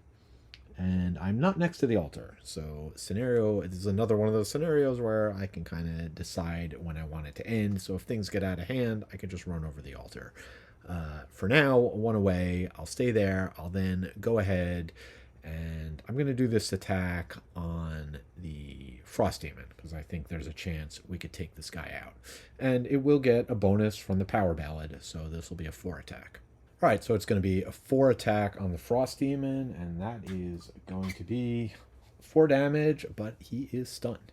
And I thought about pulling this guy towards me, but I actually want to make sure that Hilo can get some attacks in, so I'm going to leave him where he is. Next up is the Living Spirit, which is going to go ahead and do a range attack, Sap Strength on the Bruiser, which will give him Muddle, and it is going to be, all right, it's going to be a miss. That will bring us to the Soothsinger, or actually first her construct, who will just move 2 spaces away. Now for her, she's got to move 4, so we'll go 1, 2, 3, 4, stopping just in front of that coin. Do not want to loot it. Then she is able to go ahead and do a 2 attack at range 4. It'll actually be a 4 attack, as she'll get to use the syringe once, and then also from her own power ballad. So with a 4 attack, I think I am going to see what kind of damage I can do to the living spirit, who's already poisoned. So it'll be a 5 attack, and then I will use the scouting lens to make it pierce 1. A big time attack coming in from the Soothsinger. 5 attack, plus 1 is a 6 attack versus 2 shields, and unbelievable. She has managed to take out the living spirit. That will also generate her a high note, and then at the end of her turn, she is going to do the dissonant rhythm to the only enemy left on the board for now. So it's going to be a 2 attack versus the Frost Demon, straight up, so 2 damage, and I can push it, but like I said, let's keep it there so that we have a target for the Sawbones to attack. Frost Demon's up next, but he's stunned, so not doing anything. So then we will just tick down both of these songs. All right, so round 8, and we are done with the main part of the quest at this point. Like I said, at any point, the Bruiser can just end his turn standing next to the altar, and that will be that. But I would like to give the Sawbones a chance to accomplish both his masteries. The trickier one, of course, as I said, is the 10 attacks. He's going to have to do that 7 more times, but he does have 1 card that he can lose that does 3 attacks. So I'll play it out a few more rounds. Next round, we're going to have some more enemies spawn. So we will see how it goes. But obviously, this round, I want to get him into position. The other thing, let the Bruiser heal up. I also kind of have my eye down in the corner here with the chest. I want the Soothsinger to be able to loot that chest in case it's something. I don't want the Bruiser to waste that, but in order for her to loot it, she's going to have to end her turn next to it so that she can play a loot 1 on the following turn, and that means I'm going to have to clear out some of the loot, so I'm going to look to have the Bruiser take care of that this turn. There is still 1 enemy on the board in the Frost Demon, so we'll see. Not going till 78, so see if we can take that guy down. Leading things off is going to be the Steel Construct, who is going to get closer to the Elemental, moving up 2. And now it is Dot's turn. She is going to go ahead, and at this point, I have to decide. I do want to put that song into play to give more movement, so I have some more mobility to move around. Hilo. But in order to do that, I need to make sure that the other guy's not getting in the way. So we're going to send the Steel Construct up in the direction of the other enemies. And if, the bears are going to show up too, do I want to leave somebody back to block them? Maybe, or maybe I'll bring the Bruiser over. We'll have to see. But in the short term, with the move 4, I'm going to have these guys go ahead and go 1, 2, 3, 4. They can survive an attack against... with 5 health, they can certainly survive an attack against the living spirits. Be tougher against the cave bears. So that's that. That will generate a bass note, which I will then use to go ahead and play the mobilizing measure. I do have, at this point, I have 2 tokens.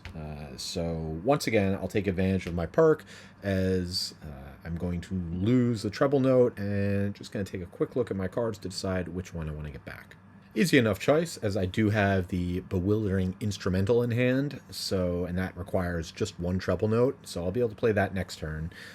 So I will produce a treble note for myself, and that is going to do it for the main part of her turn, and of course at the end of her turn, she is going to allow somebody to move 2.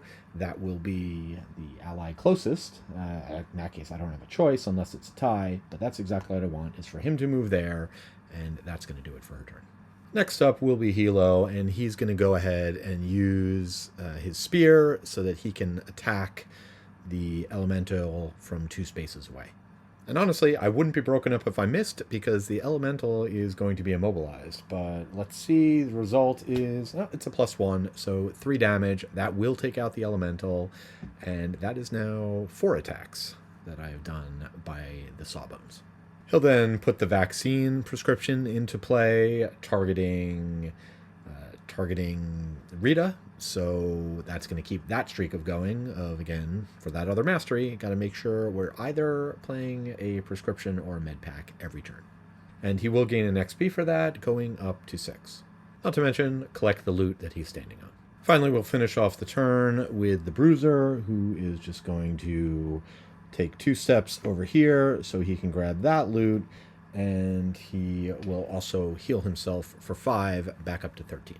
Actually, one thing I forgot to mention from last turn is at the end of Rita's turn, the dissonant rhythm would have gone off, and I did not want that attack to happen. I wanted the Sawbones to do it, so I would let this card go, which means I'm not going to get the last XP from it.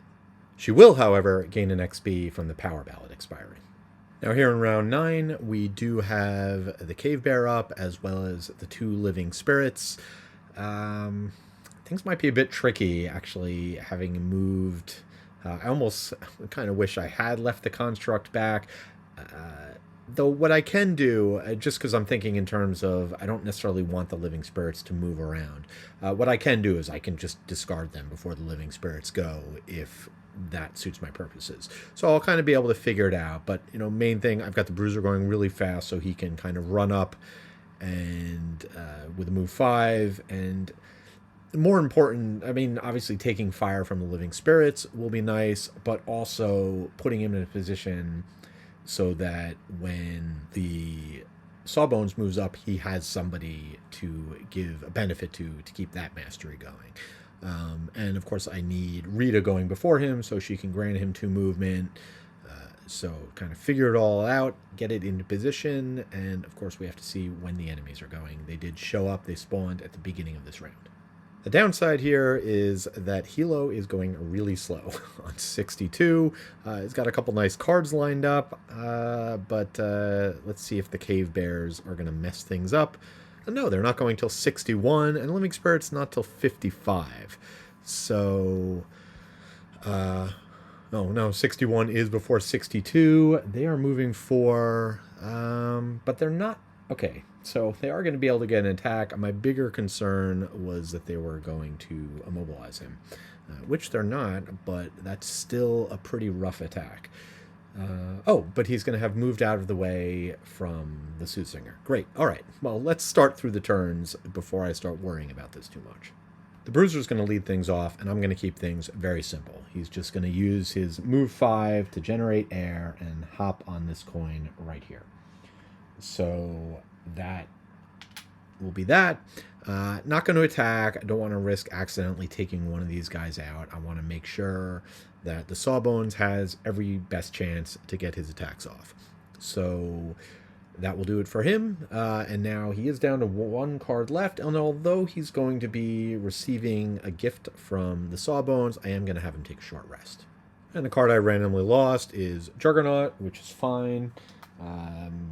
And then in terms of items, I am going to use the earring so I can go ahead and get his armor and boots back.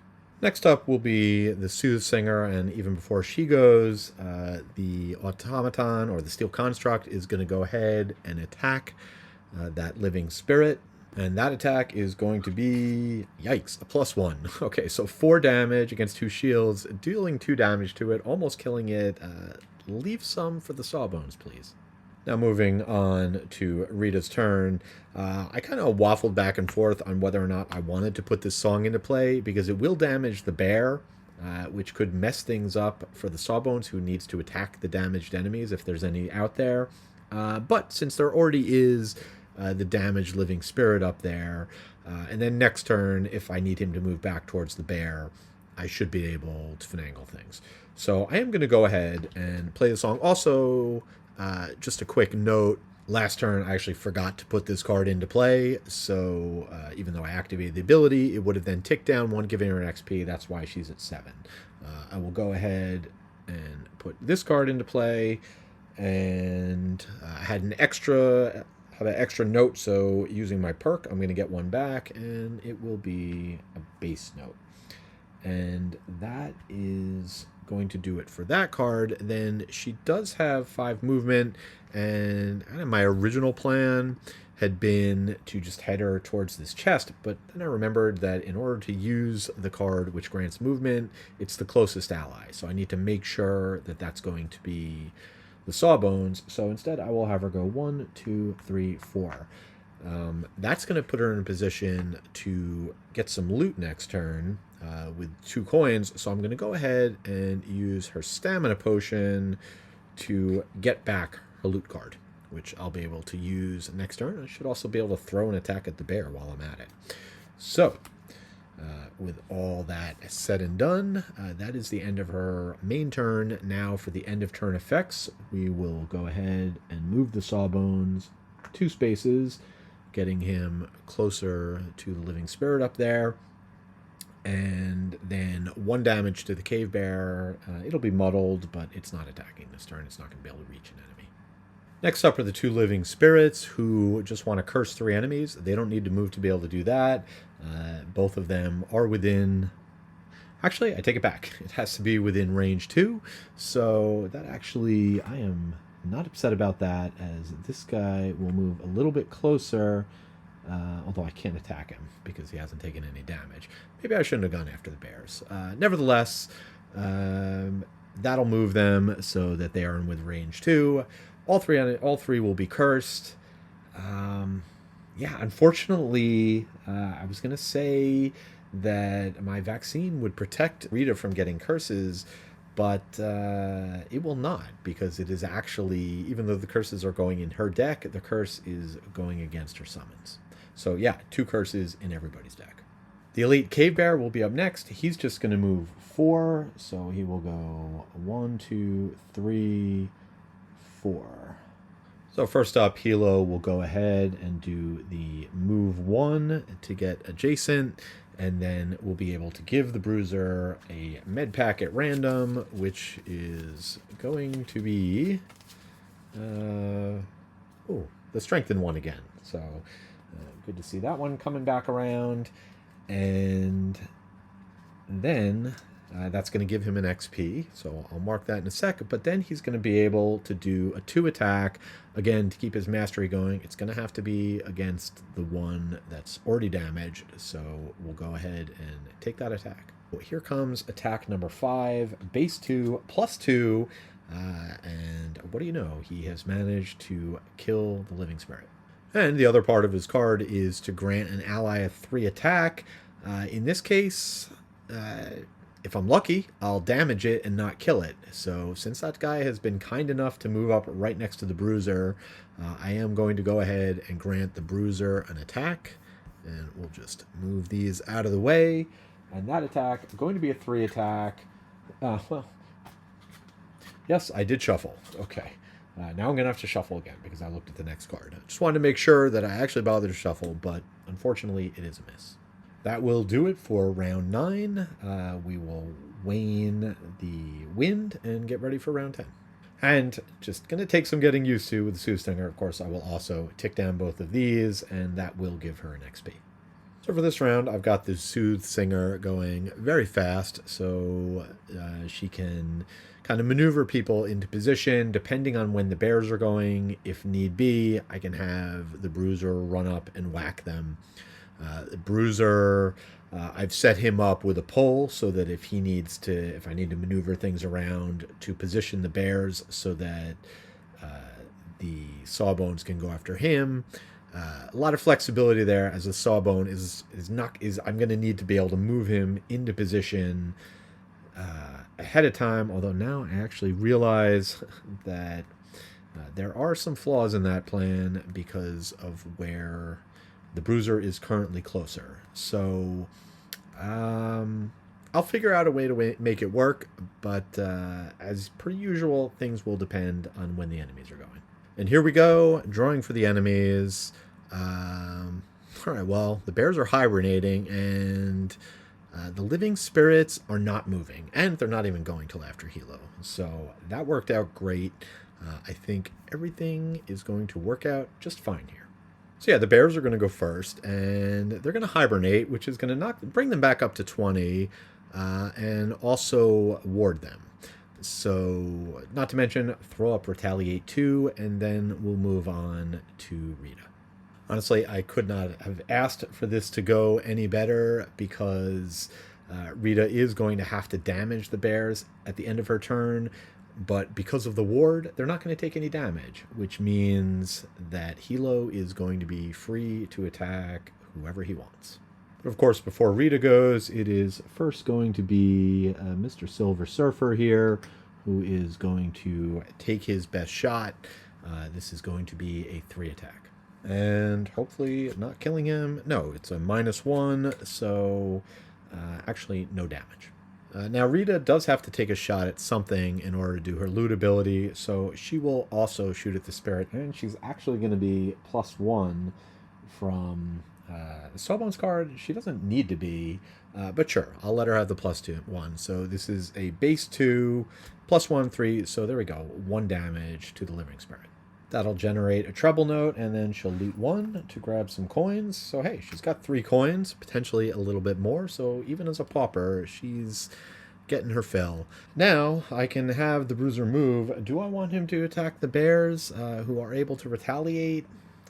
The Bruiser can take some damage, so sure. I'm going to grant him a move 3, and he'll go ahead and do a 2 attack. And that is going to be +1 for 3 damage to the bears and 2 damage to the Bruiser. And actually, the bears were still warded because I ended up throwing both my attacks the other way, so they'll just take 1 damage. Was that worth it? Probably not, but at least we got rid of the ward. Finally, at the end of the turn, Rita will activate her abilities, and I'm just going to tick them down now so I don't forget, since she's not doing any more attacks this round. So the move 2 we'll give to the Bruiser, move him back here, and then 1 damage to the bears, and muddling them, so they'll be muddled for next round. That is going to knock them down to 18. Now the Bruiser's up, and you know what? I want to get my licks in, so I'm going to use the bottom card to pull the cave bear. I'm not going to move, but I'm going to pull the cave bears 2 towards me, and then I'm going to go ahead and attack them twice. So rarely do I use Skirmishing Maneuver for its attack ability. So I'm going to attack, I'm going to dance around, I'm going to hit it again, a 2 attack and a 3 attack. I have already marked off the 4 retaliate damage I'm going to take. So the first one is, it's going to be muddled again, but that's a miss. Unfortunately, I still take the retaliate damage. Now the 3 attack, +2, so we did get 5 damage in. Next up will be Hilo, and the first thing he's going to do is give a booster shot to the adjacent Bruiser, keeping that going. And now we have all 3 prescriptions in play. Going to have to get some of those back, especially since he's about to rest. Then he's going to go ahead. It is unfortunate that I guess I couldn't. Yeah, no, these are 3 separate attacks. So if I had his spear, I could have done one of these attacks against the bear. Alas, just going to be 3 attacks with stun and poison against the living spirit. If I hopefully don't kill it. But we'll do 1 attack at a time. See where it goes. All right, so first attack, this is just going to be a 1 attack with stun and poison. Is going to be a ×2 for 2 damage, which is nothing against its shields. And believe me, I'm not upset about that. It is now stunned and poisoned, so the next attack will be a base 2. So we'll go ahead and do that. Again, no damage. Now I wouldn't mind getting some damage in. Attack number 3 is going to be a -1. So, all right, did not deal any damage, but I did attack 3 times. Now, I think for Hilo, having his spear back up will definitely be helpful. I just need to get in 2 more attacks to get that mastery. So I am going to have him I'm going to plan on having him take a long rest. That'll also let me leave all of the prescriptions in play for 1 more turn. The living spirit would be up, but it is super stunned, so it's not doing anything this round, and we can get ready for round 11. But before I get ready for round 11, I do need to have the Soothsinger take a short rest so that she can stay on the move. So with a short rest, I would have lost call to action, but then I realized I can actually use that even if Hilo is short resting, I can use call to action to have him move in and get in that ninth attack. So I want to hang on to that. So she's going to lose a life, and instead I'm going to end up losing Dissonant Rhythm. Also, I did decide to shuffle one of my songs, not the movement one, but the damage model one. I'm going to shuffle that back in just so that I have an even number of cards in my hand. All right, not a lot going on this round. Bruuser, just going to have him heal back up again. Also get himself prepped with advantage for next round, as I'll be looking to take some enemies out. And then, as we said with the Soothsinger, she is just going to move a little bit closer to that chest and also get in position where she can let the Sawbones make an attack. All right, let's find out what the Cave Bears are going to do. It is going to be... Ooh, so we've got an Icy Glare from the Living Spirit and a Rampage from the Cave Bears. That's not pretty. That's a lot of damage coming in. Well, let's see what happens. First up on Rita's turn will be the Steel Construct. Let's see if they can't get some damage into the Living Spirit. Base 3 attack. Another curse. So, no, they cannot. That's it for them. Then for Rita, move 3, attack 2. Well, she's got to move first. So she's going to go 1, 2, put herself in position here. So now she's in range 3 of the Sawbones. And it's a question, do I have the Sawbones go after the Bears or do I have them go after the Living Spirit? Well, it's actually an easy choice, because if I have them move 3 to get within range of the bears, then that is going to mess things up. That will break their battle goal. So just going to let him stay where he is, and he will go ahead and do an attack against the Living Spirit. And that attack is going to be a -1, so no damage, but that is 9 attacks. I just got to get 1 more in. And then finally, at the end of her turn, she'll grant a move 2, but again, that movement is going to be granted to Hilo, who I do not want him leaving where he is. So that'll just, at the end of the round, that's going to go to the discard pile. That's going to do it for her turn. Next up will be Yakko, and the Bears are going to poison him anyway, so why not poison himself? He'll go ahead and do a heal 5, then a heal 1 and strengthen, and then poison himself. Next up are the enemies. You can see the Living Spirit is going to be doing the Icy Glare. It did not generate Frost last round because it was stunned, so just going to be a 3 attack, and its target is going to be the lower initiative. It'll be the Steel Construct, so it's going to move down here to take away disadvantage, go ahead and do a 3 attack, which, hey, look at that. That is a miss. Finally, the Scepter of Xorn helping out here in this scenario. I guess it helped out quite a bit with the poison I dealt earlier, too. But I think that's the first one of the curses we saw come up. So no harm, no foul there. And now the Bears. No need for them to move. They're going to do a 4 attack, which, since the Bruiser's already poisoned, that'll be a 5 attack, and then a 6 attack. So for the first attack, we will go ahead. The 5 attack is just going to be a straight up 5. We do still have the prescription in play, which, well, we just put it in play, which gives him a shield. So that's 1 shield. His armor is another 1. So he will take 3 damage from that attack, and I will have him attack back with his mace. And because he strengthened himself earlier, this attack will be at advantage. A 1 attack, either a +2 or a -1. We'll take the +2, so that's 3 damage, bringing the Cave Bear down to 10. And I just have to backtrack a sec because the Cave Bears were muddled last round. So let me just draw the second. Yeah, it's a -1, so 1 fewer damage to the Bruiser.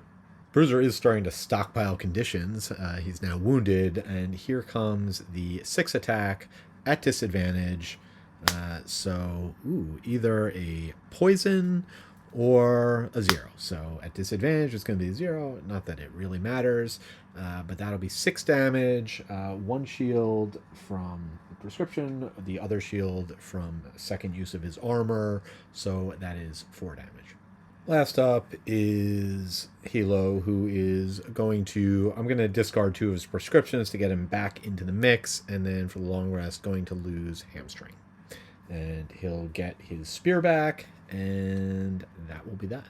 All right, things are winding down here in round 11, looking to get things finished up. Almost there, just one more attack for the mastery. So I've got everyone going very fast. A whole bunch of possibility of attacks here. Lots of teamwork, power team up as people are giving other people attacks. And we will go ahead and see when the monsters are going and then eliminate them.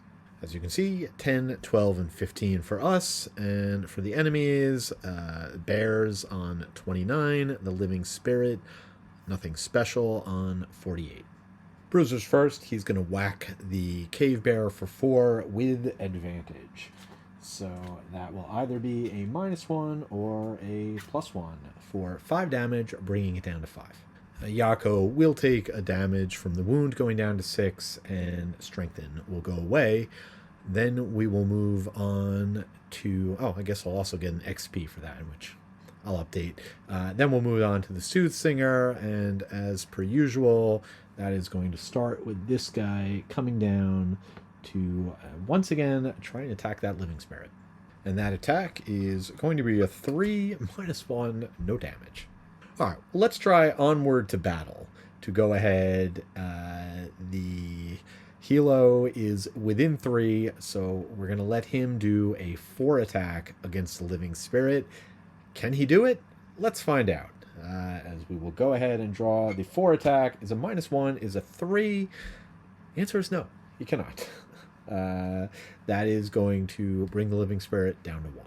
That'll give her another note, so she's actually got her max 4 notes, and then she is just said, I've done enough, and gonna head towards that chest. And that's gonna do it for her, so now we will move on to Hilo. I don't love my chances of getting through those shields, so with just a 2 attack, I am gonna use teamwork, and I will go ahead and use my spear so that I can target the bear.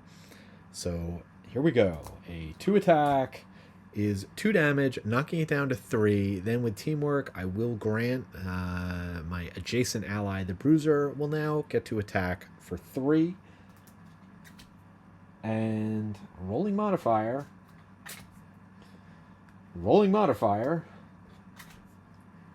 4 damage. And he's got his retaliate up. So that is going to take out the cave bear, and we're getting very close. At this point, it's just mop up. The last thing I'll do, of course, is I will go ahead and play a vaccine on the Bruuser, continuing that streak of that mastery, gaining yet another XP. Last up will be the living spirit. It's going to do a 3 attack, and it is once again going to target the steel construct. So straight up attack. It's going to be a miss. That construct is tough to hit. Bruuser's going to take a short rest, as he would have done earlier, losing Fearsome Taunt. And since I'd like to get things wrapped up, Rita is also going to take a short rest so that she can get her movement song into play next turn, and so she's going to end up losing that card as random choice. Last hurrah here, as we're looking to finish things out one way or the other. I am going to end it this round. There's a little bit more loot I could get, but good enough. So let's just see when the enemies are going, and then we can finish it off. Just one enemy left on the board. It's the living spirit, and it is potentially doing a booming scream on 33. But first, the steel construct will head down. And here we go. 3 attack, +1. So that is it for the living spirit. Finally got through its difficult outer shell. And that guy is dead. Now it is Rita's turn. And she's going to keep it simple. There's nothing to shoot at, but there is a split line there, so she can play it for the loot ability. So she will go ahead and loot this, as well as the chest, and let's see what she gets. Chest number 69 is going to get her 25 gold. Nice. Then she'll go ahead and put her song into play, which will give movement, but I did not calculate this. It's going to give it to this guy, so just move him a little bit out of the way. Actually, I'll have him move in the other direction. I'll have him move up here. And that means that I am going to have to make this go just one more turn. So, but that'll do it for her turn. She will gain an XP at the end of the round. Also, going back to Rita's turn, when she played her song, she had all 4 notes, but she loses them all. She does gain 1 back. I'm going to give her a treble note, which she could potentially play 1 more song next turn. Now, for the Bruiser, I'll do what I was going to do for the first part of his turn, which is to use the skirmishing maneuver to move 2 to go here. He'll then use his patch armor ability to go ahead and give himself a loot 1. So he's going to grab these 2 coins. I was going to have him run over to the altar, but now then the Sawbones would not be able to reach him, and the Sawbones does need to keep handing stuff out. So instead, I am just going to move him 1, 2, 3, burning his move 7, and that'll put him in position there. And actually, I'm going to have him move up here. Come to think of it, he'll be able to get to the altar next turn. At least this way, I will be able to have the Soothsinger grant movement to the Sawbones next turn. So he'll gain a couple of XP, and that's going to do it for his turn. Also, he is still wounded, so at the start of his turn, down to 5 life. On his turn, Sawbones just going to do move 1. He'll be able to collect the loot, and then that's the move 1 and give a med pack. He'll also put the prescription in play, so he'll gain a couple of XP. The med pack is going to be this card. All right, now we really can finish things out. Here in round 13, the Soothsinger is just going to play both of these cards. They're going to give her 2 more XP, and that's really the only benefit. So she'll stay where she is, she'll gain 2 XP, and then at the end of her turn, she will allow the closest ally, which they're all tied, so I choose the Sawbones to go ahead and move 2. And that will do it for her turn. And I'm actually going to have the Sawbones go on 83, not 8, so that he can go last, which means the Bruuser is next, and he can go ahead and heal himself for 5 to finally get rid of that wound, so he'll be down to 4. But then he's still got his boots, so he's got 5 movement. He will go 1, 2, doesn't even need it, 3, 4, park himself next to the altar. And last but not least, Hilo will go ahead and move 1 over and give another med pack to the Bruiser so that he has given out a med pack or a prescription every single turn, all 13 of them. He'll collect that final loot, and this being next to the altar, we now get to see what happens as the Scepter of Xorn is fully charged. And oh my, this is not your normal personal quest. Again, I'm sure for those of you who knew this was coming, you were pretty entertained or looking forward to it. For me, it is quite the surprise. Here I was trying to save up all my money for those enhancements. This is a spoiler alert. It's unavoidable. Moving forward in this campaign, you are going to have to know I'm not going to get a chance to do that. And actually, I haven't been doing the narrative, but I am going to read the text for this because it's very cool. The Seeker of Xorn strikes the altar with the scepter and stumbles back as a vortex of green energy erupts from the shattered stone tomb in front of you. Your remaining adversaries...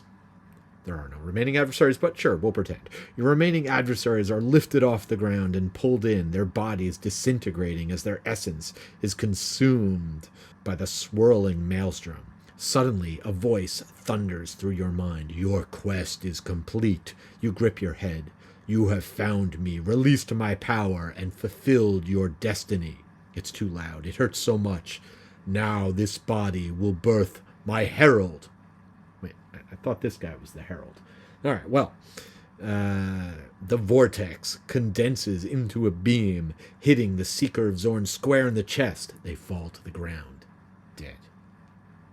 You rush to the corpse only to find a swarm of horrendous insects bursting out of its skin. You step back in horror as the grotesque horde speaks. The Herald of Xorn has emerged. The plague will walk the earth once more. And with that, I guess I will not be bringing Yakko back for a swan song. I'm glad that Dot and Wacko were not here to see this. We can tell them that Yakko went off to live at the farm. But yeah, so he is retired immediately, not without complete benefit. All of the gold he has, or he'll be completed, at the end of the scenario. So all of the gold he has from the coins he collected, from what he already had, will be passed on to the new character, which is basically created right now. I'm not going to do that in this session. I'll jump into that in the next episode. But yeah, the new class, and that's if I choose to create that class, which of course I'm going to. And he is also going to inherit the Scepter of Xorn, which is an incredibly powerful item, much better than the first edition version. Happy to have that continuing to be able to hold on to that item. So I will keep the scepter. All the other items, I don't get to sell them off for gold, don't get the enhancement, but I will have a nice boost in terms of being able to buy starting equipment, as the Bruiser has a healthy chunk of change, certainly more than the 45 gold I would have gotten normally. Also, every character, including this new one, they're going to gain 10 XP and a check mark. That's the benefit, again, of this scenario end. So, let's take a look at where everyone stands. Yakko. The Inox Bruiser is no more. He picked up 20 XP, would have gotten him to 267. Picked up 15 gold, which leaves him with 69 gold. Nice. So he'll bequeath that to the Herald of Xorn, who will have that 69 gold to spend on starting equipment. He would have gained a perk, or not a perk, but he would have gained a check mark from completing his battle goal of being the pincushion. Boy, was he ever the pincushion. But that is it for the Bruiser. And one other thing, obviously, the Bruiser is dead, so part of the instructions are there's 2 different events that are going to get shuffled into the deck instead of the ones that would normally be on his character board. So for Hilo, the human Sawbones, quite a successful first outing with the Gloomaniacs, as long as he's not too traumatized by watching one of his charges die. That said, he did pick up a whopping 41 XP, right? So 13 from card play, 10 from the scenario, another 10 from the scenario reward, and then another 8 from Rita's perk. So almost, but not quite up to a level. Also picked up 15 gold and achieving 2 masteries, as well as with that bonus check mark. He did do his slow, painstaking battle goal of never moving more than 2 in each turn. So he's got 3 check marks, so he'll actually be getting 3 perks. So, I'm kind of looking down over in the corner there at that special ability that requires 3 checks. Might grab that one. We'll see. I'll figure it out between now and the next session. Then for Rita, our Quattral Soothsinger, also made out very well for herself. She got a total of 39 XP, putting her up to 84. By the way, I forgot her 8 XP that the Bruiser would have gained, which would have put him at 275. So had he lived, he could have leveled up to level 6 before retiring. Alas. She also got her, I don't have it marked yet, but she did get her 3rd check mark. So she'll be getting another perk, having completed her battle goal. And the Pauper picked up 37 gold. So go figure. Yes, all in all, quite successful. So that is going to bring another episode to an end. Pretty exciting, unexpected conclusion there. Looking forward to getting back to the city phase and kind of bringing in, we'll create the new character, which is going to be the Cthulhu class.